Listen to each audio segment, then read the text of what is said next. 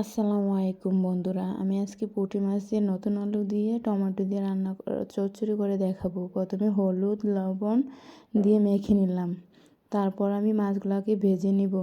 মাছগুলো ভালোভাবে ভেজে আমি এখন তুলে নিব। তারপর আমি পরিমাণ মতো তেল পেঁয়াজ দিয়ে ভেজে তারপর রসুন দিয়ে দিব।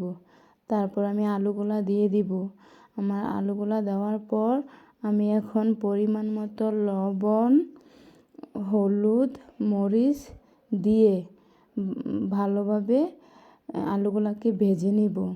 ভালোভাবে ভাজার পর আমি কিছু টমেটো পরিমাণ মতো টমেটো আর কাঁচামরিচ দিব। তার কাঁচামরিচ দিয়ে আরেকটু ভেজে নিব। আমার কাঁচামরিচ টমেটো আলুগুলা দিয়ে ভেজে নেওয়া হয়ে গেছে। এখন আমি পরিমাণ মতো পানি দিব। পরিমাণ মতো পানি দিয়ে আমি মাছগুলা দিয়ে দিব। মাছগুলা দিয়ে আমি ঢাকনা দিয়ে ঢেকে দিব। ঢাকনা দিয়ে ঢেকে তারপর বলক আসা অবধি আমার ঢাকনা দিয়ে ঢাকা হয়ে গেলে বলক আসলে আমি তুলে আর মাছগুলা দিয়ে মাছগুলা দিয়ে দিব। মাছগুলা দিয়ে তারপর আবার ঢাকনা দিয়ে ঢেকে দিব। ভালো মতো বলক আসলে আমি ধনেপাতা দিয়ে তারপর তুলে নিব।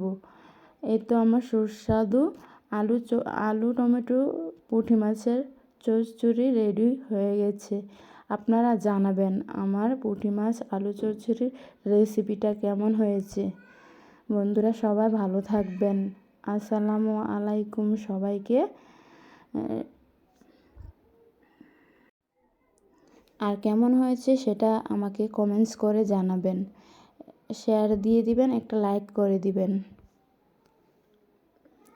সবাই ভালো থাকবেন। আল্লাহ হাফেজ।